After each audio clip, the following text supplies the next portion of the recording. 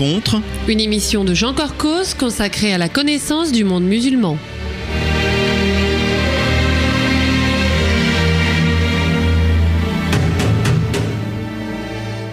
Bonjour amis auditeurs, Jean Corcos au micro pour cette émission enregistrée le 9 mars 2017. Retour à l'histoire pour ce nouveau numéro de Rencontre et j'ai le plaisir de recevoir un historien de grande qualité. Bonjour Michel Abitbol. Bonjour. Michel Abitbol, vous êtes né à Casablanca et vous êtes un orientaliste spécialisé dans l'étude des relations entre juifs et arabes. Votre parcours vous a conduit du Maghreb à la France, en passant par Israël, puisque vous êtes professeur émérite à l'Université hébraïque de Jérusalem, après une longue carrière de chercheur. Enseignant, vous l'avez aussi été en France, notamment à l'École pratique des hautes études et à l'École des hautes études en sciences sociales. Vos ouvrages et vos articles se comptent par dizaines. Ce n'est pas la première fois que je vous reçois dans cette émission, mais ma dernière interview date un peu, c'était en 2000, et nous avions parlé de votre livre remarquable, Le passé d'une discorde, juif et arabe depuis le 7e siècle, édition Perrin. Par-delà l'histoire contemporaine et l'exil plus ou moins forcé de presque toutes les diasporas du monde musulman, il y a dans votre travail d'universitaire un fil d'Ariane, celui d'un homme engagé qui n'a jamais considéré ce divorce comme étant définitif. Il était donc naturel que votre trajectoire rencontre celle du projet Aladdin, à la fois association et programme culturel visant à une meilleure connaissance réciproque du passé partagé par les juifs et musulmans. Alors, très vite, nous avons déjà consacré 2 émissions aux actions d'Aladdin, la première avec Serge Klarsfeld, puis avec sa directrice Anne-Marie Revkolevski. Et aujourd'hui, Michel Abitbol, vous allez nous parler d'une nouvelle réalisation du projet Aladdin, puisqu'on va évoquer les premiers ouvrages d'une collection intitulée « Histoire partagée », dont l'éditeur est Talendier. Avant de parler de ces livres, j'aimerais que vous nous évoquiez rapidement les actions qui sont menées en France par le projet Aladdin dans le domaine universitaire. Que faites-vous ? Tout d'abord, en plus de la collection d'histoires, Histoire partagée, le projet Aladdin a consacré une bonne partie de son énergie à la traduction en persan, en arabe et en turc d'ouvrages de base sur la Shoah. Oui. Notamment le journal d'Anne Frank, le livre de Primo Levi, Si c'est un homme, la somme extraordinaire de Raoul Hilberg et aussi, bien sûr, comment l'oublier, Shoah de Claude Lanzmann. Ce sont des documents, des livres qui sont téléchargés gratuitement dans le monde musulman, et d'après ce que nous en savons, il recueille vraiment un grand succès. Parfait. La deuxième initiative, c'est l'organisation de voyages de personnalités musulmanes à Auschwitz. De personnalités venant du Maghreb, venant du Proche-Orient, mais aussi d'Europe, des Balkans. Troisième activité, et c'est la toute dernière activité, c'est depuis les attentats de l'Hypercacher, les attentats du Bataclan et de Charlie Hebdo, nous participons à des séminaires dans tous les rectorats. Des séminaires sur les relations entre juifs et arabes, à l'intention des professeurs de lettres et des... Donc ce sont les professeurs qui sont le public, c'est pas les étudiants. Non, ce sont les professeurs dans l'espoir que nos conférences les aideraient à compléter leurs connaissances telles qu'ils les diffusent à leurs élèves. Parfait. Alors, on va maintenant parler de ces livres. L'histoire a certes été partagée, la mémoire ne l'est pas vraiment. Hélas. Parce que quand on parle à des juifs originaires d'Afrique du Nord, comme vous et moi, on se rend compte qu'il y a une large palette de représentations du passé, de la plus rose à la plus noire, en fonction d'un vécu personnel, de ce qu'on a entendu, de ce qu'on a retenu. Parfois, on reconstruit le passé pour le faire cadrer avec la situation actuelle. Et alors, de l'autre côté de la Méditerranée, pour les populations du Maghreb, à l'exception du Maroc, le passé juif est soit nié, soit oublié. Comment faire partager donc la réalité dans ces conditions ? C'est d'abord éviter les raccourcis, éviter les jugements à l'emporte-pièce, et surtout faire comprendre que cette histoire longue, qui a plus de 2000 ans, je voudrais juste rappeler que contrairement à l'Europe où l'arrivée des Juifs est postérieure au christianisme, dans le monde arabe, dans le monde musulman que nous connaissons, la présence des Juifs est antérieure à l'islam. Donc, et surtout souligner que cette histoire n'a jamais été une histoire unidimensionnelle ni uniforme. Je voudrais juste apporter un exemple puisqu'il vous touche de près. Il y a quelques années, j'ai eu l'occasion de travailler, de publier un texte sur une élite commerciale marocaine, les Korkos de Mogador.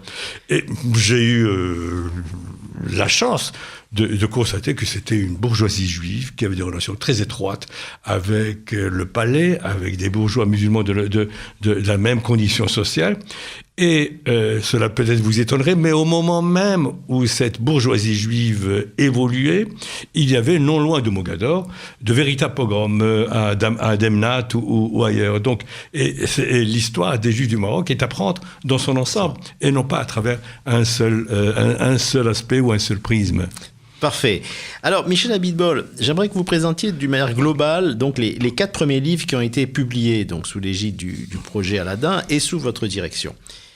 Quels pays ont été traités et quels sont d'abord les auteurs choisis pour ces livres ? Alors, tout d'abord, les auteurs ne sont pas seulement des auteurs juifs, ni des auteurs israéliens. Il y a aussi, et c'est notre grande chance, c'est important, des auteurs arabes, des auteurs nord-africains, qui ont consacré en fait toute leur vie universitaire à ces questions, aux relations judéo-musulmanes. Et les 4 premiers livres sont l'Algérie, par Lucette Valency, qui est un professeur très connu de l'École des hautes études en sciences sociales, Amnon Cohen, un historien israélien, prix Israël, un spécialiste de l'Empire ottoman et de la Palestine, et puis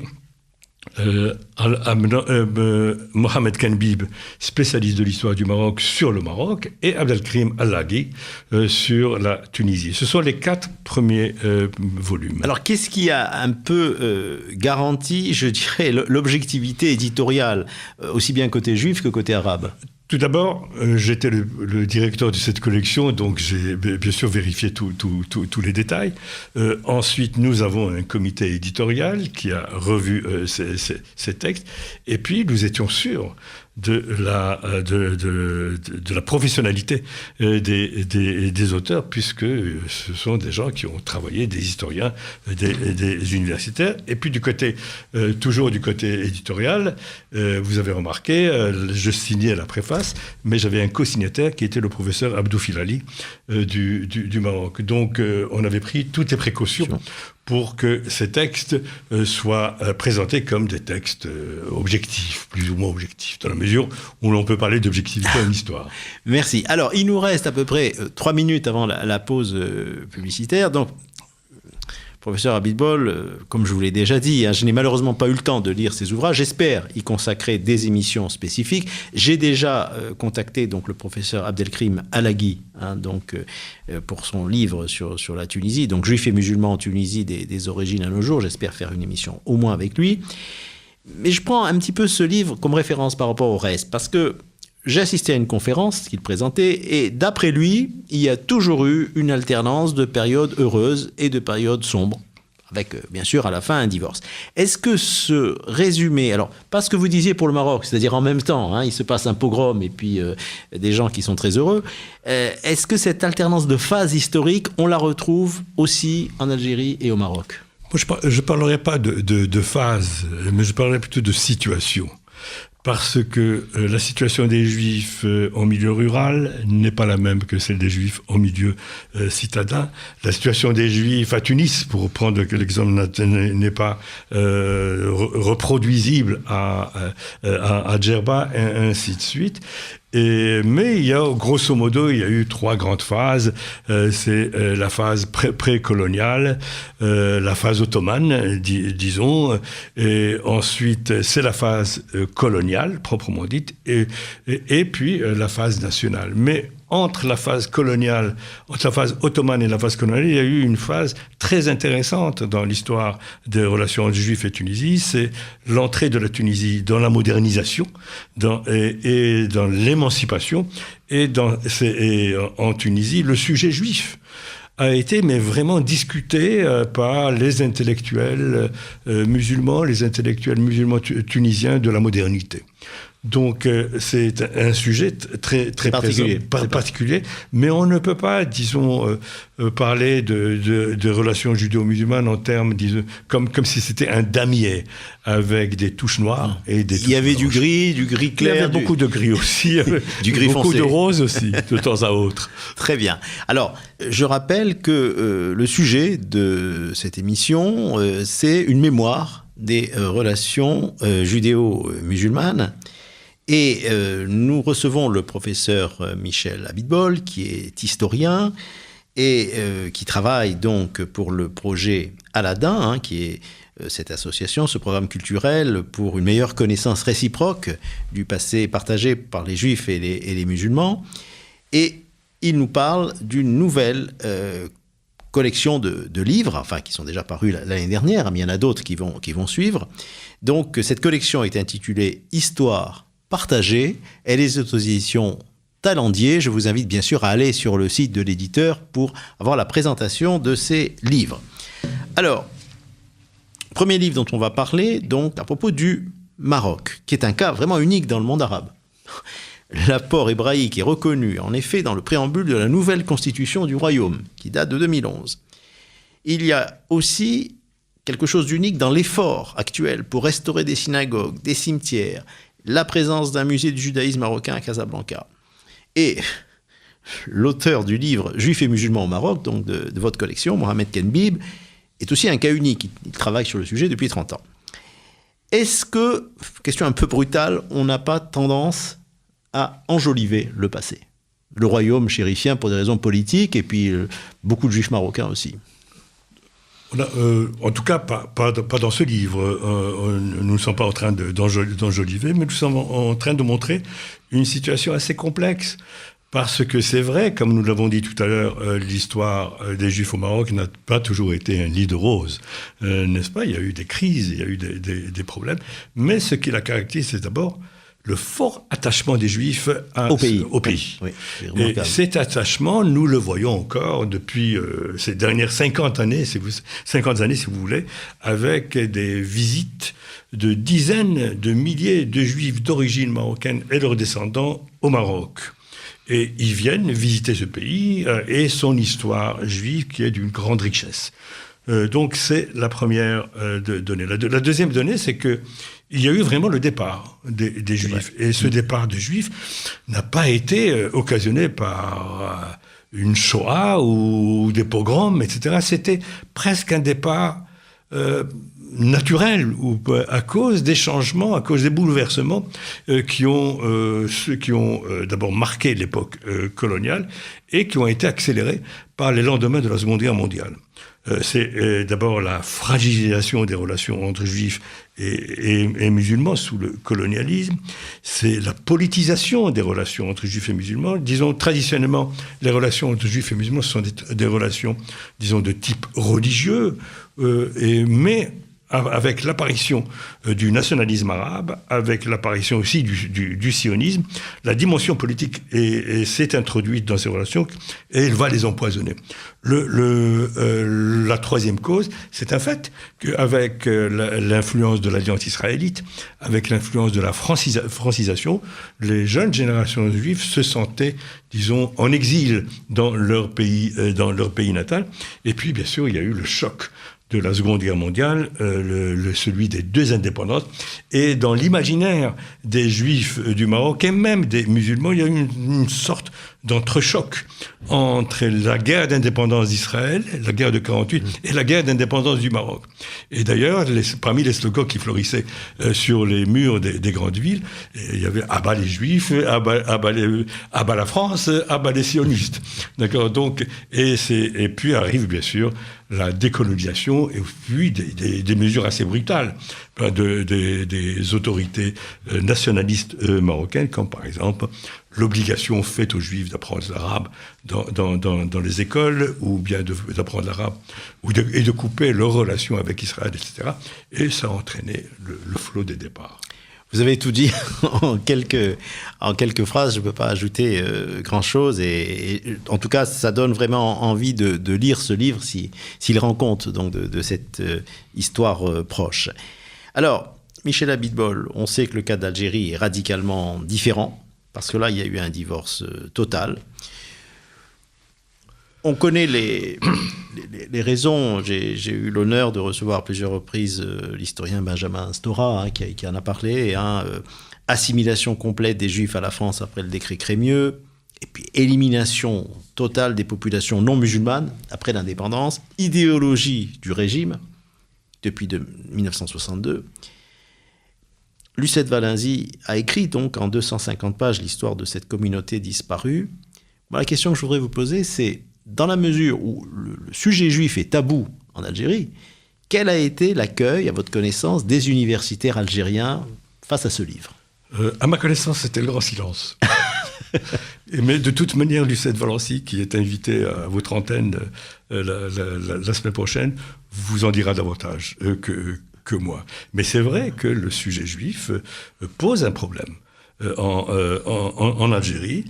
Et c'est tabou, et il est même interdit d'en parler, alors que dans tous les pays d'Afrique du Nord, vous avez des chercheurs qui travaillent sur le passé juif de l'Afrique du Nord. En Algérie, c'est un sujet assez défendu. Mais votre regard d'historien par rapport à ça, cette espèce de nationalisme intégral, de négation totale finalement des différences, des minorités, est-ce que ce n'est pas une construction, finalement, politique qui s'est faite ? Oui, parce que l'Algérie, de tous ces pays, ces 3 pays du Maghreb, a connu, on peut dire, un colonialisme intégral. Alors, et donc, à ce colonialisme intégral va répondre par la suite un rejet intégral de la tradition coloniale. Et pour les Algériens, les Juifs font partie de cette tradition coloniale. Ces Juifs qui sont devenus français au terme du décret Crémieux de 1870, c'est des Juifs en fait qui se sont séparés eux-mêmes de la nation algérienne. Et comme cette nation algérienne est en construction, il n'y a pas place dans cette nation algérienne ni pour les Juifs, ni d'ailleurs pour les pieds noirs.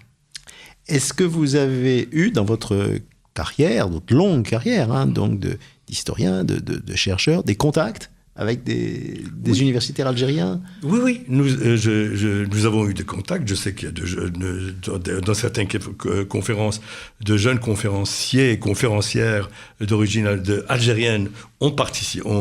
J'ai eu des étudiantes aussi, et des étudiants algériens en France dans mes cours. Donc, il n'y a aucune animosité sur le plan personnel, mais le sujet est idéologiquement, disons, impur. Parfait. Alors, il y a un autre sujet qui est polémique, explosif. C'est celui donc du livre « Les Juifs et musulmans en Palestine et en Israël, des origines à nos jours ».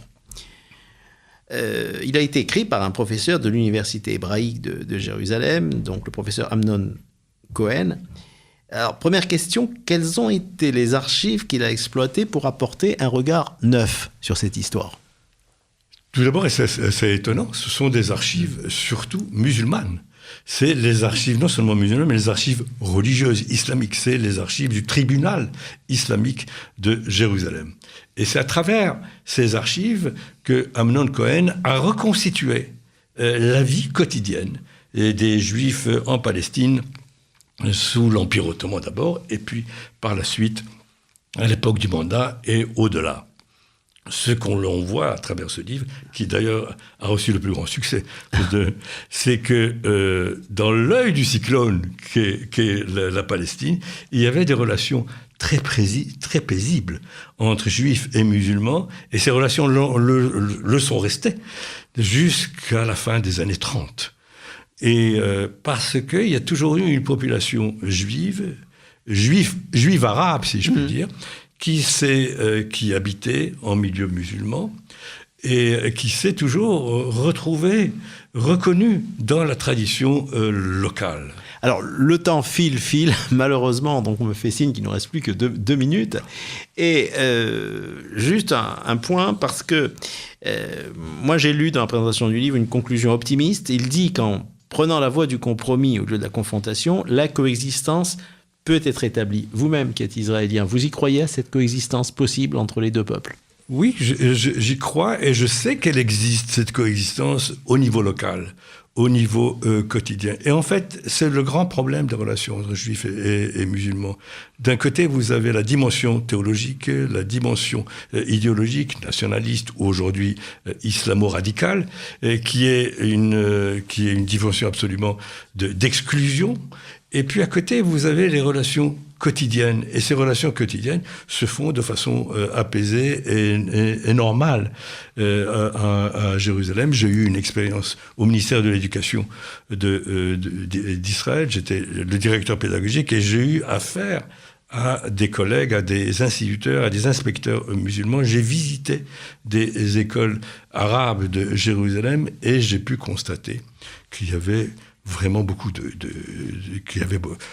coopération, beaucoup de points communs entre les élèves des deux secteurs. Merci, professeur Abiteboul. Alors, je rappelle donc une dernière fois que nous avons parlé d'une collection qui est intitulée Histoire partagée, donc éditée par Talendier, par donc le projet Aladin, et que vous êtes le responsable éditorial donc, de cette série de livres sur les relations entre juifs et musulmans. Et je vous invite bien sûr à les acquérir et à les lire. Merci de nous avoir suivis et je vous donne rendez-vous dans 15 jours. Au revoir.